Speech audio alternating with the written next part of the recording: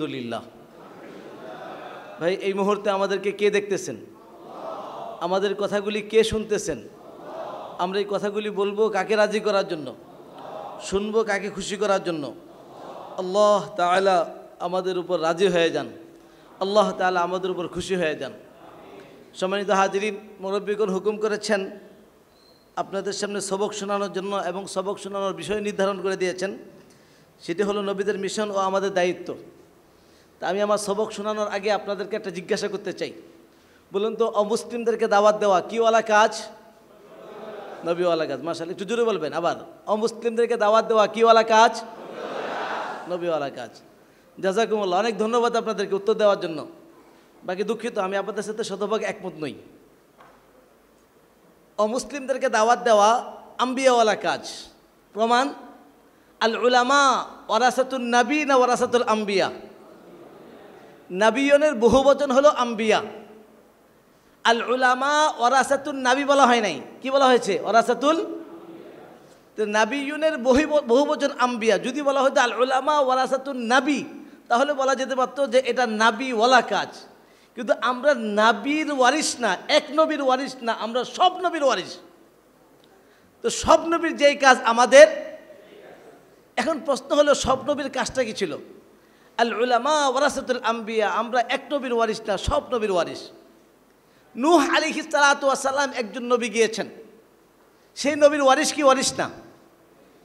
কি মনে হয় আপনাদের? উলামায়ে কেরাম, আমরা নূহ আলাইহিস সালামের ওয়ারিস কি ওয়ারিস না? অবশ্যই ওয়ারিস। নূহ আলাইহিস সালাম যে বলেছেন, আল্লাহ পাক সূরা নূহ নামে একটা সূরা নাজিল করেছেন, শুরুতেই বলেছেন ইন্না আরসালনা নূহান ইলা কওমিহি, আমি তার কওমের কাছে পাঠিয়েছি। তো নূহ আলাইহিস সালাম তার কওমকে যে দাওয়াত দিতেন, ইন্নী দাউতু কওমি লাইলা ওয়া নাহারা, আমি রাত্র এবং দিনে দাওয়াত দিতাম। উনি যাদেরকে দাওয়াত দিয়েছিলেন, রাত্রে দিনে সকালে বিকালে যখন তিনি দাওয়াত দিতেন, তারা দাওয়াত পেতে পেতে এত বিতৃষ্ণা হয়েছিল যে নূহ আলাইহিস সালাতু ওয়াস সালামের দাওয়াত শুনলে, আওয়াজ শুনলে, দেখলে তারা কানের মধ্যে হাত দিয়ে দিত। ইয়াজআলু আসাবিআহুম ফি আযানিহিম, তাদের কানের মধ্যে তারা আঙ্গুল দিয়ে রাখতো, তারা চেহারাকে তারা ঢেকে রাখতো। অর্থাৎ দাওয়াত এই পরিমাণ নূহ আলাইহিস সালাম দিয়েছেন। আচ্ছা, প্রশ্ন হলো, নূহ আলাইহিস সালাম এত পরিমাণ যাদেরকে দাওয়াত দিয়েছিলেন, এরা কারা ছিল? মুসলিম ছিল না অমুসলিম ছিল? তাহলে অমুসলিমদেরকে নূহ আলাইহিস সালাম দাওয়াত দিয়েছেন। তাহলে নূহ আলাইহিস সালাম যাদেরকে দাওয়াত দিয়েছেন, তারা মুসলিম না অমুসলিম?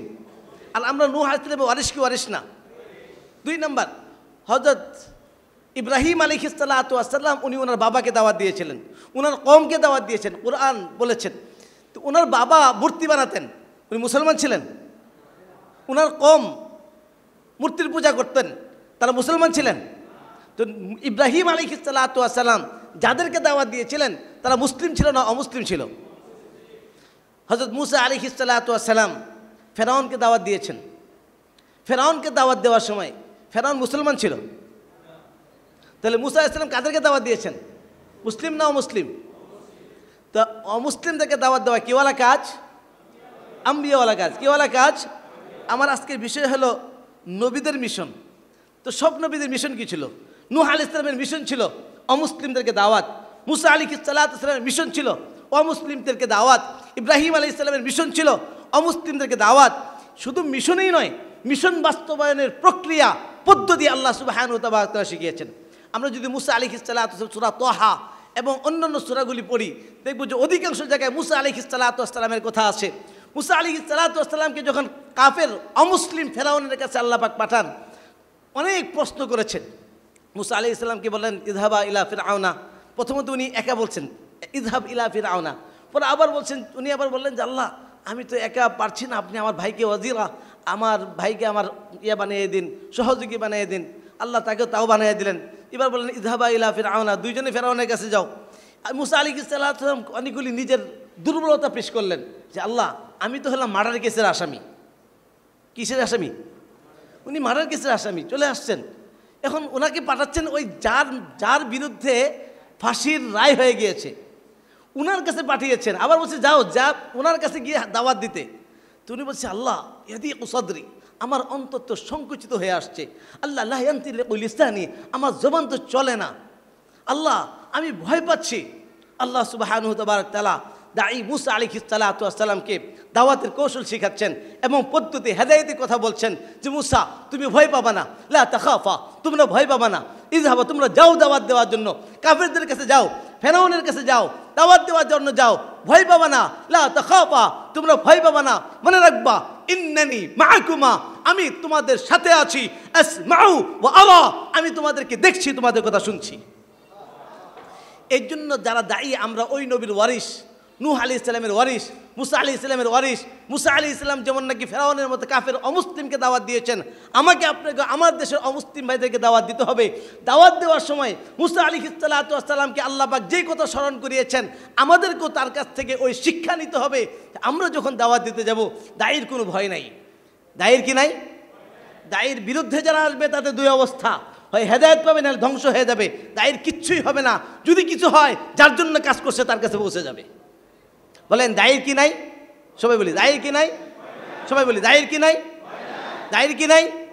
দায়ীর বিরুদ্ধে যারা আসবে কয় অবস্থা? হয় হেদায়েত পাবে না হলে ইতিহাস সাক্ষী। হযরত ইব্রাহিম আলাইহিস সালাতু ওয়াস সালামের মোকাবেলায় কে আসছিল? ইব্রাহিম আলাইহিস সালামের মোকাবেলায় ইব্রাহিম আলাইহিস সালাম দায়ী ছিলেন। ওনার বিরুদ্ধে উনি দায়ীর বিরুদ্ধে কে আসছিলেন? মুসলমান ছিল না মুসলমান? হেদায়েত পেয়েছে না ধ্বংস হয়ে গেছে? ধ্বংস হয়ে গেছে। মুসা আলাইহিস সালামের বিরুদ্ধে কে আসছিল? কি হয়ে গেছে? মুহাম্মদুর রাসূলুল্লাহ সাল্লাল্লাহু আলাইহি সাল্লামের বিরুদ্ধে আবু জেহেল, উতবা, শাইবা, আবু লাহাব আসছে, কি হয়ে গেছে? অপরদিকে মোকাবেলা আসছে আবু সুফিয়ান, যুদ্ধ বেচারা কম করেনি। আবু সুফিয়ান কি হয়ে গেছে শেষ পর্যন্ত? রাসূলুল্লাহ সাল্লাল্লাহু আলাইহি ওয়াসাল্লাম মোকাবেলা আসছে হিন্দা, যে নবীজির চাচার কলিজা চাপি খেয়েছে, কি পেয়ে গেছে? হেদায়েত পেয়ে গেছে। ইকরামা ইবনে আবি জাহাল কি পেয়ে গেছে? হেদায়েত। ইতিহাস সাক্ষী যে দায়ীর মোকাবেলায় যারা আসে তাদের দুই অবস্থা, হয় হেদায়েত পাবে না হলে ধ্বংস হয়ে যাবে। দায়ীর কিছুই হবে না।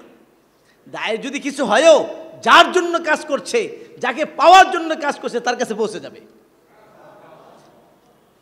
হযরত খাজা মুঈনুদ্দিন চিশতি রাহমাতুল্লাহ আলাইহি নাম শুনেছি আমরা, শুনেন নাই এমন মানুষ খুব কম আছে। ওনার নাম বিক্রি করে এখনও ঢাকা শহরে আমাদের দেশের মানুষ পেট পূজা করে। দেখবেন বিভিন্ন জায়গায় লাল সালু দিয়ে একটা ডেক থাকে আর লেখা থাকে খাজা বাবার ডেক। খাজা মুঈনুদ্দিন চিশতি রাহমাতুল্লাহ আলাইহি দায়ী ছিলেন। উনি যাদেরকে দাওয়াত দিয়েছিলেন এরা মুসলিম ছিল না মুসলিম ছিল? ওনার মোকাবেলায় কে আসছিল? জি, রাজা পৃথ্বীরাজ কার মোকাবেলা আসছিল? ওনার মোকাবেলা আসছে, ধ্বংস হয়ে গিয়েছে। দায়ী ছিলেন শাহজালাল ইয়ামানি রহমাতুল্লাহ আলাইহি, মোকাবেলা আসছিল কে? কি হয়ে গেছে? আমি একটা ছোট্ট ঘটনা আপনাদেরকে এই বিষয়টা বোঝানোর জন্য একটু বিস্তারিত বলছি। বাবা আদম শহীদ রহমাতুল্লাহ আলাইহি, মুন্সিগঞ্জে তার কবর, তার মাকবারা, ওখানে তার মসজিদ আছে। বাবা আদম শহীদ রহমতুল্লাহ ছিলেন আব্দুল কাদের জিলানী রহমতুল্লাহ আলাইহির খলিফা। উনি ওই বেলটাতে দাওয়াত দিতে দিতে ওই পর্যন্ত দাওয়াত দিয়ে আসছেন। উনার যুগে যে বাদশা ছিল, রাজা ছিল, ওই রাজার নাম ছিল রাজা বল্লল সেন। এই রাজা বল্লল সেনের ভাগিনাকে বাবা আদম শহীদ রহমতুল্লাহ আলাইহি দাওয়াত দিলেন। উনি দাওয়াত পেয়ে মুসলমান হলেন। এই খবর রাজার কাছে আসলো। রাজার কাছে আসার পরে রাজা চিন্তা করলো যে আমার পরিবারের মধ্যে এই সমস্যা ঢুকে গিয়েছে। উনি ওনার সৈন্যবাহিনী পাঠালো যে যা বলো যে সে কী করেছে, যে তাকে ধ্বংস করে আসো। যখন ওনার সৈন্যবাহিনী গেল, গিয়ে দেখলো যে এখন রাজা বাবা আদম শহীদ একা নয়, তার সাথে বিশাল এক কাফেলা জমে গিয়েছে। তো কাফেলা, তার রাজার লোকজন এসে বলল যে তার সাথে এইভাবে একা সম্ভব নয়। বলে কি করতে হবে? বলে তার সাথে যুদ্ধ করতে হবে, কারণ তার সাথে বিশাল এক কাফেলা চলে আসছে। এবার বাবা আদম শহীদ রহমতুল্লাহ আলাইহির মোকাবেলায় যাচ্ছে কে? দায়ীর মোকাবেলায় যাচ্ছে রাজা বল্লল সেন। উনি যখন যুদ্ধের মধ্যে যায়, যাওয়ার আগে তার বাড়ির পাশে বাড়িতে অনেক কাঠ জমা করেছে। কাঠ জমা করে আগুন লাগিয়ে দিয়েছে। আর পরিবারকে বলেছে, দেখো যুদ্ধের মধ্যে জয় পরাজয় দুটোর যে কোনো একটা হতে পারে। আমরা রাজা, আমাদের সৈন্য, আমাদের যুদ্ধ সরঞ্জাম অনেক আছে, আমরা আশাবাদী আমরা বিজয়ী হব। এরপরে যেহেতু যুদ্ধ বলা যায় না, যদি পরাজয় বরণ করি তাহলে এই যে আমি শিকারী পাখিটা নিয়ে যাচ্ছি, এই পাখিটা ছেড়ে দিব। আর শিকারী পাখি সে রাজপ্রাসাদে পৌঁছে যাবে। আর এই পাখি দেখার সাথে সাথে তোমরা আগুনে ঝাঁপ দিবে, শত্রুর হাতে ধরা দিয়ে তোমরা তোমাদের জীবন নষ্ট করবে না। তিনি তাই করলেন। এবার যুদ্ধের ময়দানে চলছে। ইতিহাসের কিতাবে লেখে বাবা আদম শহীদ রহমাতুল্লাহ আলাইহি গায়ে আঘাত করেছে, রক্তের ফোঁটা মাটিতে পড়ার আগে ওই পাখি ফুরুত। এবার পাখি দৌড়ে ছুটছে রাজপ্রসাদের দিকে। এবার রাজপ্রসাদে পৌঁছার সাথে সাথে এদিকে পাখি রাজপ্রসাদে ছুটছে, রাজা বলছেন সে যুদ্ধ বাদ দিয়ে এবার সে তার ঘোড়া হাঁকাচ্ছে। ঘোড়ার গতি বেশি না পাখির গতি বেশি? এবার পাখি তার জায়গায় তার গন্তব্যে পৌঁছে গিয়েছে। পাখিকে দেখার সাথে সাথে রাজার ফরমান অনুযায়ী তার পুরা পরিবার আগুনে ঝাঁপ দিয়েছে। এবার রাজা যখন আসলো, এসে দেখলো যে আমার যে পরিবারের জন্য রাজত্ব, আমার যাদের জন্য এই সব কিছু, তারা কেউ নেই, আমার রাজত্ব দিয়ে কী লাভ? উনি ওনার আবেগকে কন্ট্রোল করতে পারেনি, ওনার আবেগকে নিয়ন্ত্রণ করতে পারেনি, উনিও আগুনে ঝাঁপ দিলেন। কি হয়ে গেল? কার মোকাবেলায় গিয়েছিল? কার মোকাবেলায়? আর দায়ী তার নামগন্ধ নেই, তার কবর কথা কেউ চেনে না, তার বাড়ির কথা কেউ জানে না, কিন্তু দায়ী বাবা আদম শহীদ রহমতুল্লাহ আলাইহি, ওনার কবর আছে, ওনার জায়গা আছে, ওনার সব কিছু আছে, আজ পর্যন্ত শহীদ বলে উনি, তার নাম গন্ধ সব কিছুই আছে। তো উনি তো আল্লাহর জন্য করছেন, ওনার কাছে চলে গিয়েছেন। এর জন্য দায়ীর মোকাবেলায় যারা আসবে, দায়ীর কোনো ভয় নাই। আল্লাহ রাব্বুল আলামিন মুসা আলাইহিস সালাতু ওয়াস সালাম শিখিয়ে যাচ্ছেন, লা তাখাফা, তোমরা ভয় করবে না।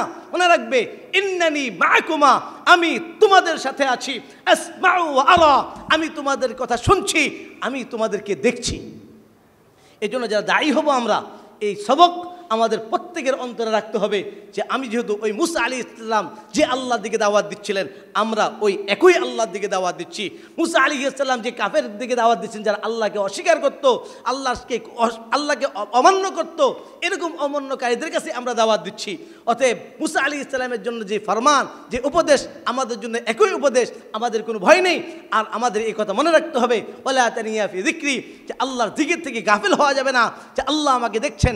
আল্লাহ আমার কথা চলছিল যে অমুসলিমদেরকে দাওয়াত দেওয়া কিওয়ালা কাজ? আম্বিয়াওয়ালা কাজ। তো মুসা আলাইহিস সালাম যাদেরকে দাওয়াত দিয়েছিলেন তারা মুসলিম ছিল না অমুসলিম ছিল?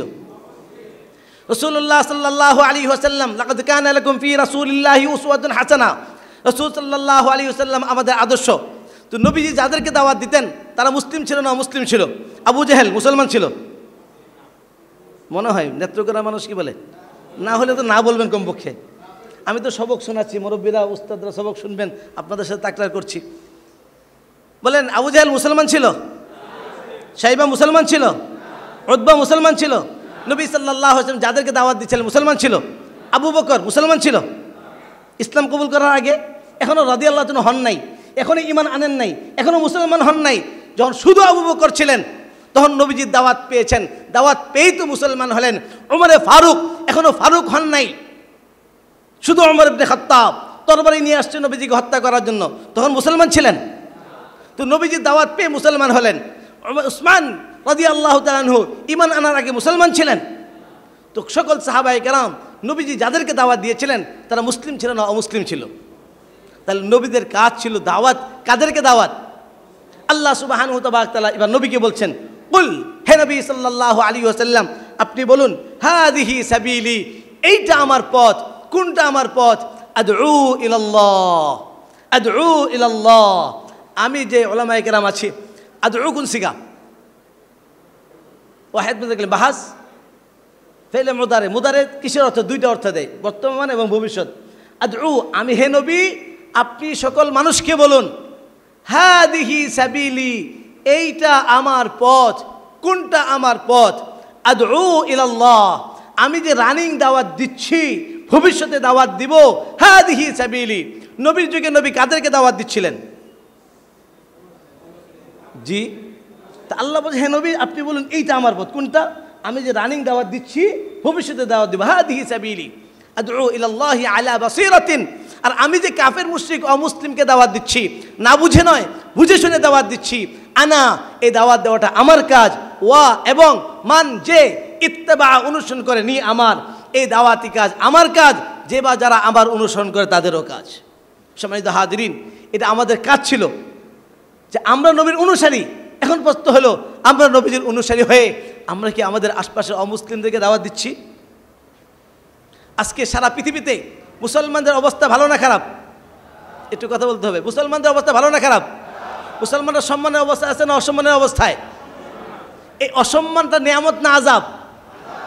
আল্লাহ পাক কুরআনুল হাকিমের মধ্যে মানুষের দুইটা অবস্থা বর্ণনা করেছেন। একটা হলো ইজ্জতের, আর একটা হলো যিল্লতের।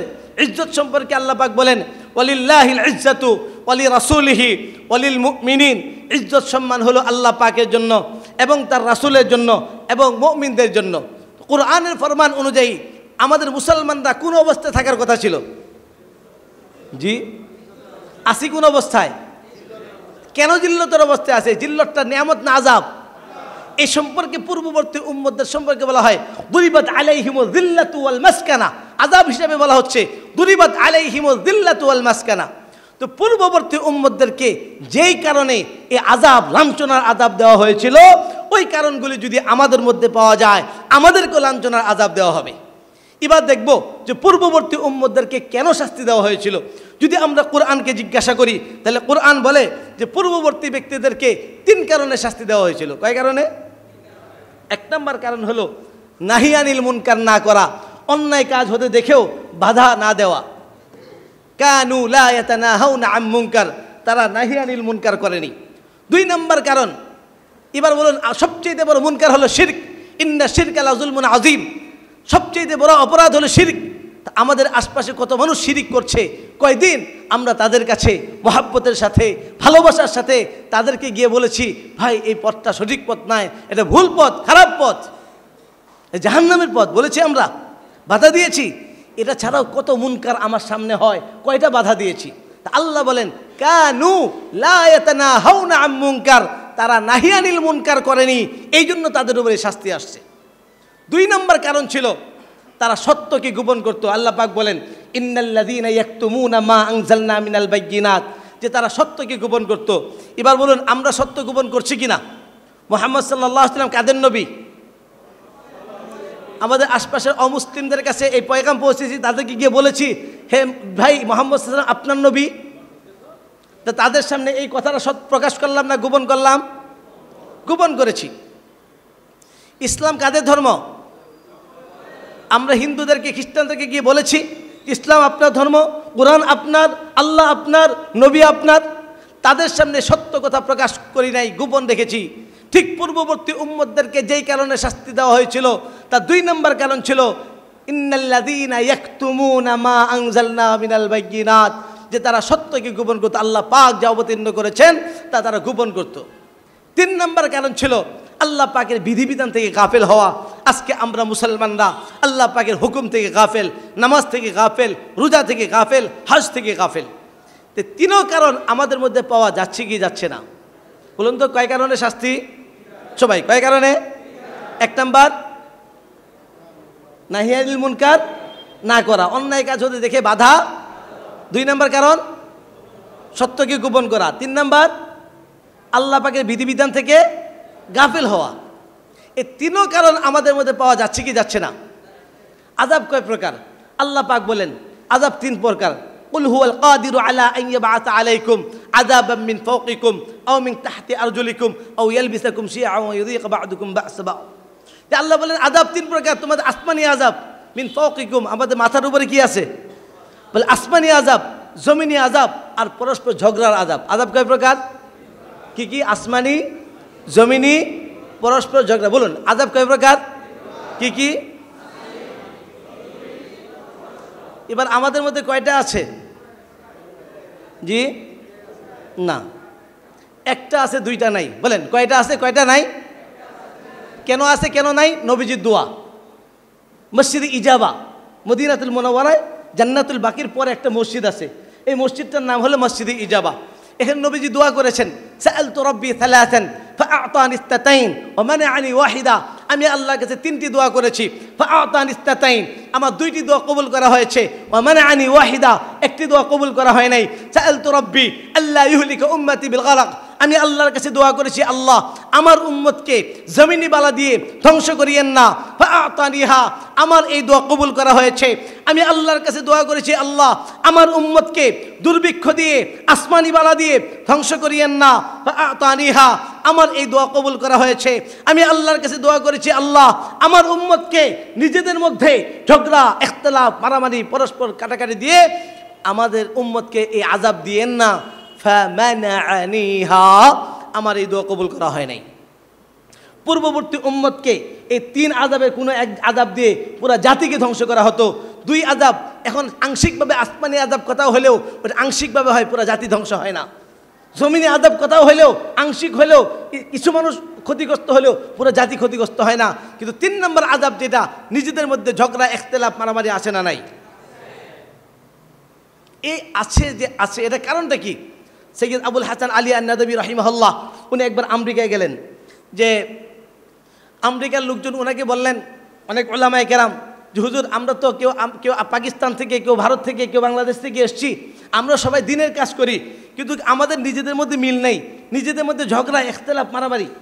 অর্থাৎ সবাই দিনের কাজ করছি, সবাই আল্লাহর কাজ করছি, সবাই কোরআনের কথা বলছি, কিন্তু একজন আরেকজনকে কি করতে পারি না, দেখতে পারি না, একজন আরেকজনের সাথে মিল নাই। কারণটা কি? সৈয়দ আবুল হাসান আলী আন-নাদবী রাহিমাহুল্লাহ খুব চমৎকার একটা উত্তর দিয়েছেন। আমি আপনাদেরকে সেই উত্তরটা শোনাতে যাচ্ছি। সৈয়দ আবুল হাসান আলী নদবী রাহিমাহুল্লাহ বললেন, দেখুন, একটা কাঠ আর একটা কাঠকে জোড়া দেওয়ার জন্য এক ধরনের গাম প্রয়োজন হয়, আটা প্রয়োজন হয়। একটা কাগজ আর একটা কাগজের সাথে জোড়া দেওয়ার জন্য ভিন্ন আর এক ধরনের গাম আটা প্রয়োজন হয়। ঠিক একটা অন্তর আর একটা অন্তরের সাথে মিলানোর জন্য আরেকটা গাম প্রয়োজন হয়, আর সেই গামটার নাম হলো ইখলাস। সেই গামটার নাম কি? ইখলাস। বলে আমার মধ্যে ইখলাস আছে না নাই বুঝবে কিভাবে? বলে আমার মধ্যে ইখলাস আছে না নাই বুঝবে কিভাবে? শাহ ওলিউল্লাহ মুহাদ্দিস দেহলভী রাহমাতুল্লাহ আলাইহি বলেন যে আমার মধ্যে ইখলাস আছে না নাই বুঝার উপায় হলো যে আমার দিনের কোনো কাজের অনুগৃহীত হওয়া, অর্থাৎ কেউ দিনের কোনো কাজ করছে, এই কাজটা দেখে তার অন্তরের মধ্যে এই অবস্থা তৈরি হওয়া, সে আমার উপর অনুগ্রহ করছে। এই কাজটা আমার ছিল, আমি পারি নাই, আমার আরেক ভাই করেছে, তার মানে সে আমার উপর অনুগ্রহ করেছে। তাহলে বোঝা গেল সে আমার উপর ইহসান করেছে। এই অনুগৃহীত হওয়ার মনোভাব যদি আমার মধ্যে থাকে, তাহলে বোঝা যাবে যে আমার মধ্যে ইখলাস আছে, না হলে বোঝা যাবে আমার মধ্যে ইখলাস নাই। আমার শাইখ মুর্শিদ হযরত মাওলানা কালিম সিদ্দিকী হাফিজাহুল্লাহ চমৎকার একটা উদাহরণ দেন এই বিষয়ের মধ্যে। উনি বলেন যে দেখুন, আমার মধ্যে ইখলাস আছে নাই বুঝবো কিভাবে? যে আমার মাদ্রাসা থেকে কিছু উস্তাদ ভেঙ্গে পাশে আরেকটা মাদ্রাসা করলো, আমার সিনিয়র উস্তাদরা সেখানে চলে গেল, আমার ডোনার ওখানে চলে গেল, আমার ছাত্র কিছু চলে গিয়েছে, আরও অন্যান্য ছাত্র ওই জায়গায় আসতেছে। এখন আমার মাদ্রাসা থেকে ওই মাদ্রাসার ছাত্র বাড়তেছে, বিল্ডিং উন্নত হচ্ছে, আর আমারটা অধঃপতন হচ্ছে। এমতো অবস্থায় আমার অন্তরের মধ্যে যদি এই হালত তৈরি হয় যে ওই মাদ্রাসা দূর হোক, ওই মাদ্রাসা কমুক, ওই মাদ্রাসা বন্ধ হোক, ওই মাদ্রাসা আর ছোটো হোক, আমার তারটা কেন বড় হচ্ছে, মনে যদি কষ্ট লাগে, তাহলে বোঝা যাবে যে আমার মধ্যে ইখলাস নেই। আর যদি আমার অন্তরের মধ্যে এই হালত তৈরি হয় যে আলহামদুলিল্লাহ, আমি যে কোরআন পড়াইতাম ওই ভাই তো ওই কোরআনই পড়ায় না, আর একটা পড়ায়, আমি যে আল্লাহ দিকে দাওয়াত দিতাম উনি তো ওই আল্লাহ দিকেই দাওয়াত দেন, অতএব আমি যেটা পারি নাই আমার ভাই পেরেছে, আলহামদুলিল্লাহ। এই জন্য অন্তর খুশি হবে, তার কাছে যাবে, যে পরামর্শ দিবে, ভাই এই কাজটা এইভাবে না এইভাবে করেন। তাহলে বোঝা যাবে যে আমার মধ্যে ইখলাস আছে। হযরত বলেন যে যদি এই হালত তৈরি না থাকে, ইখলাস না থাকে, তাহলে কি করণীয়? যে আমার এই জায়গায় কোনো মুখলিস ব্যক্তিকে বসিয়ে আমি অন্য জায়গায় গিয়ে রিক্সা চালিয়ে অথবা বাদাম বিক্রি করে রুজি রোজগার চালাবো, আর আমার জায়গায় একজন মুখলিস ব্যক্তিকে দিব। সম্মানিত হাজিরিন, ইখলাস, আমার মধ্যে ইখলাস, এই ইখতিলাফ দূর করার একমাত্র পদ্ধতি হলো যে আটা, আমার কথা নয়, সৈয়দ আবুল হাসান আলী নদবী রাহমাতুল্লাহ কথা, যে ওই ইখলাসের নামের আঠা ঘাম লাগাইতে হবে। আমরা সবাই অনুসরণীয় হতে চাই, অনুসারী হইতে চাই না। বলে কামিয়াবি হলো অনুসারী হওয়ার মধ্যে, অনুসরণীয় হওয়ার মধ্যে নয়। যারা অনুসরণীয় অনুসারী হয় তাদের মধ্যে শুরু থেকেই ইখলাস থাকে, আস্তে আস্তে ইখলাস বাড়তে থাকে। আর যদি আমি অনুসরণীয় হতে চাই, তাহলে আমার শুরু থেকে ইখলাস থাকলেও আস্তে আস্তে কমতে থাকে। সম্মানিত হাজিরিন, এই জন্য দিনের যে কোনো কাজ আমি একে পারি নাই, আমার আরেক ভাই করে দিয়েছে, এটা আমার ইহসান মনে করা। আমাদের শেখ একটা চমৎকার আরেকটা উদাহরণ দেন। আমার একটা বিল্ডিং বাড়ি বানাচ্ছি, আমার বাড়ি বানানোর সময় আমার মিস্ত্রির সাথে আমার এই ভাই এসে একটা ইট লাগিয়ে দিল, সিমেন্ট আগিয়ে দিল। এখন তার প্রতি আমি কি বলবো, যে সে আমার কাছে কোনো টাকা পয়সা নেয় নাই, সে আমার কাজটা করে দিয়েছে, তা আমি তার প্রতি রাগ করবো না খুশি হব? তাকে আমি কি মনে করব? মুহসিন মনে করব, অনুগ্রহ মনে করবো, যে লোকটা আমার অনুগ্রহ করেছে। দুনিয়ার ক্ষেত্রে, আমার ঘর বানানোর ক্ষেত্রে আরেকজন যদি সহযোগিতা করে, তাকে আমি অনুগ্রহ মনে করি। দিনের ক্ষেত্রে আমি যে কাজটা করতে পারি নাই, আরেক ভাই করতেছে, ওইখানে আমি কেন অনুগ্রহ মনে করি না? তার মানে ওখানে আমার ইখলাসের সমস্যা আছে। যদি আমার ইখলাস থাকে, তাহলে বোঝা যাবে দিনে যে কেউ দিনে কোনো কাজ করছে, বা সেটার মধ্যে অনুগ্রহ ইখলাস থাকবে। প্রিয় হাজিরিন, এই জন্য দিনের যে কোনো কাজ হয়, এখানে আমার জন্য একটা অংশগ্রহণ থাকে। আমি দিনই কাজে যদি সহযোগী হইতে না পারি, কমপক্ষে বিরোধী করব না। আমি উপকার করতে পারি আর না পারি, ক্ষতি করব না। সে আমি পারছি না, আমার আরেক ভাই পারছে, সবসময় তাকে সহযোগী মনে করব, তাকে আমার এহসান মনে করব যে আমার কাজটা আরেক ভাই করে দিয়েছে। সম্মানিত হাজিরিন, যেই কথা বলছিলাম, কয় কারণে শাস্তি? 1 নম্বর কারণ, 2 নম্বর সত্য গোপন করা, 3 নম্বর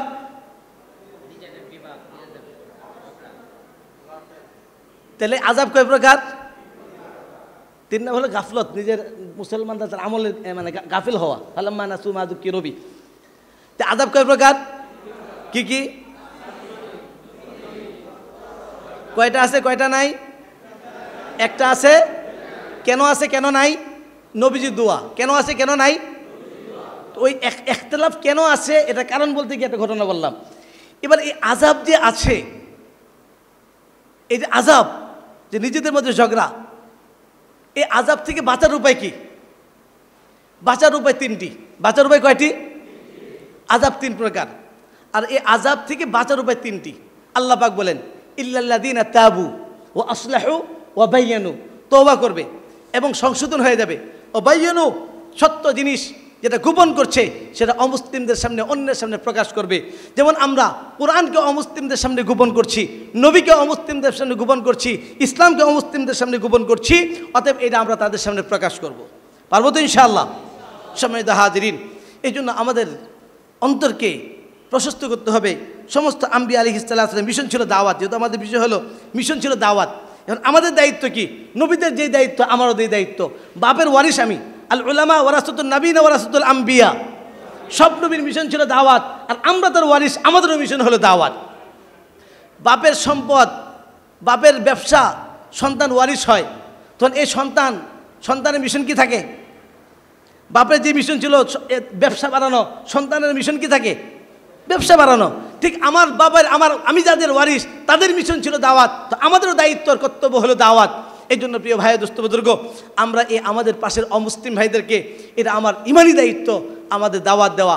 এই জন্য আমরা সকলেই দাওয়াত দিতে রাজি আছি ইনশাআল্লাহ। এই আমাদের নবীদের যে দায়িত্ব ছিল, দায়িত্ব আমরা পালন করতে রাজি আছি ইনশাআল্লাহ।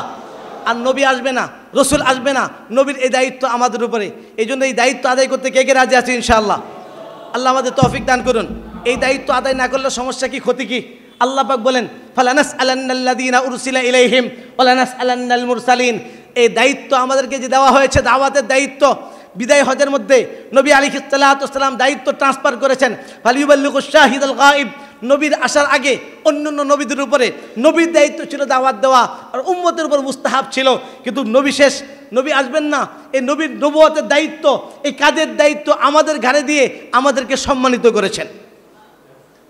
আচ্ছা, অমুসলিমদেরকে দাওয়াত দেওয়া কঠিন না সহজ? অমুসলিমদেরকে দাওয়াত দেওয়া কঠিন কাজ না সহজ কাজ? সহজ কাজ। কারণ নবীজি বলেছেন, বাল্লিগু আন্নি ওয়ালাউ আয়া। এখানে 3টা জিনিস, বাল্লিগু আন্নি ওয়ালাউ আয়া। বাল্লিগুর মধ্যে মুবালাগা, খুব দাওয়াত দাও। বাল্লিগুর যে খাসিয়াত, এর মুবালাগার খাসিয়াত, যে তোমরা খুব দাওয়াত দাও।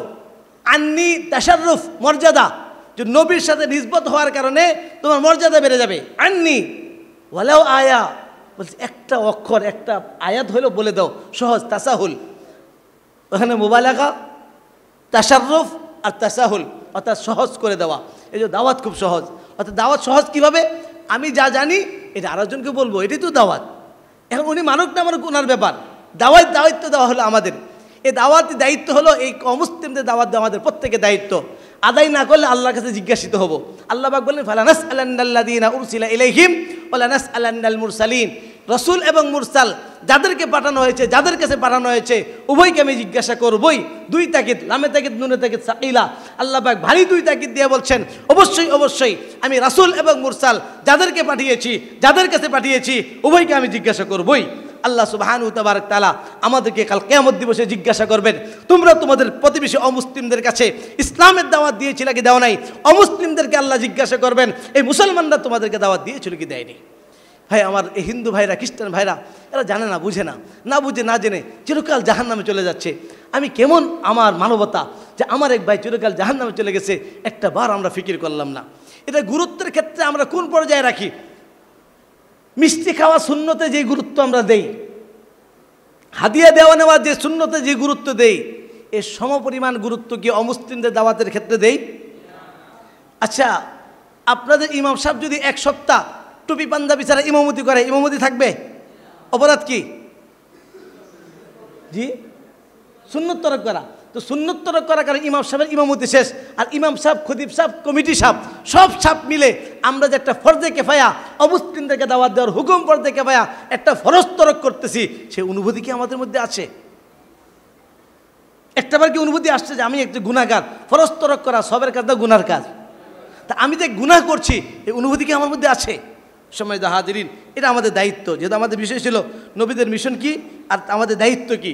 নবীদের মিশন ছিল দাওয়াত, আর সেই দাওয়াতের দায়িত্ব আমাদেরকে দিয়ে গেছেন বিদায় হজে। আর নবী আসবেন না, কিয়ামত পর্যন্ত মুসলিম উম্মার দায়িত্ব হলো এই অমুসলিমদের কাছে দাওয়াত পৌঁছানো।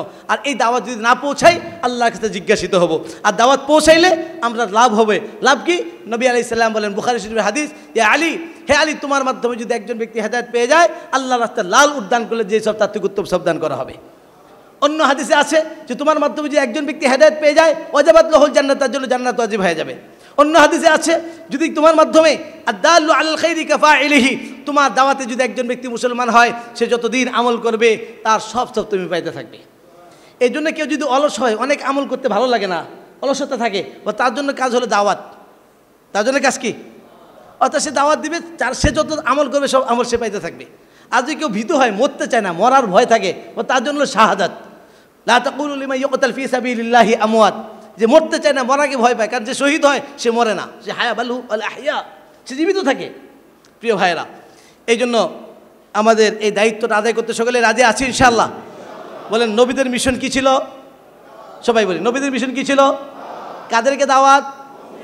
তো সেই মিশন আমাদের কি না?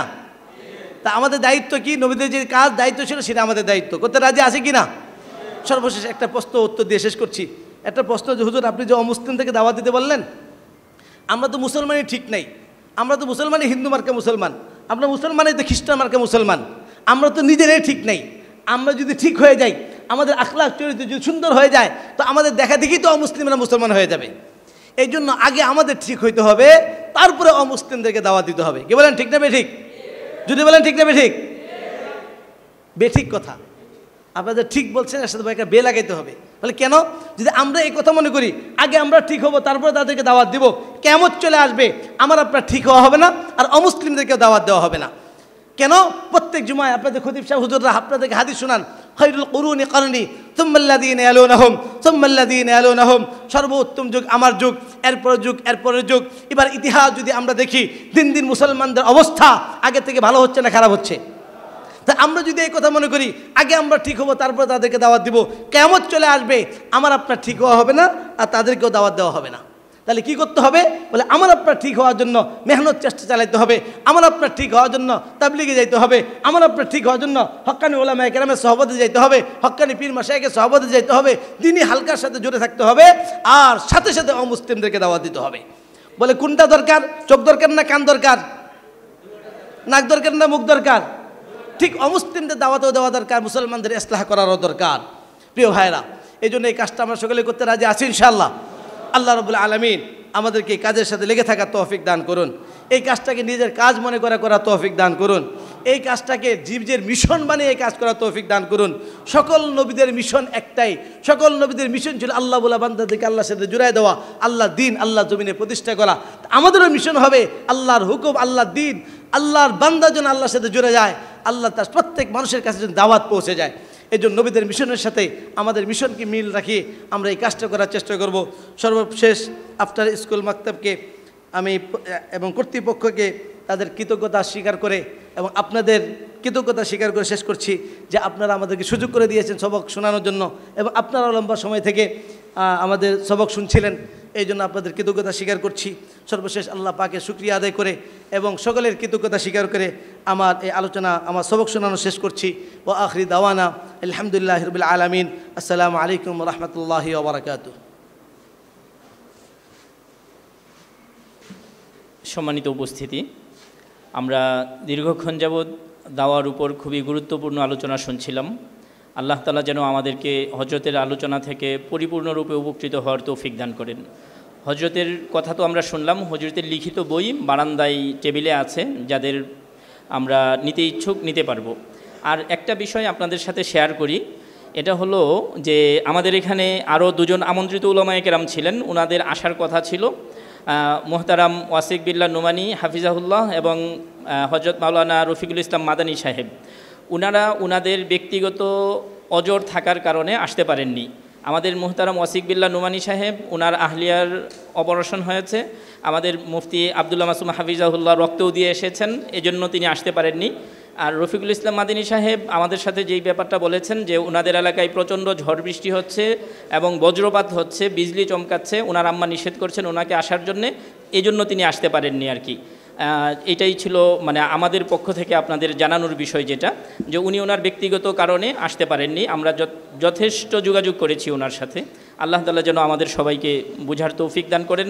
আমরা ছোট্ট করে একটু হজরতের কাছে অনুরোধ করব ছোট্ট করে একটু দোয়ার জন্যে, আর দোয়ার মাধ্যমেই আজকের আমাদের এই সেমিনারের পরিসমাপ্তি ঘটতে যাচ্ছে। আর দুটা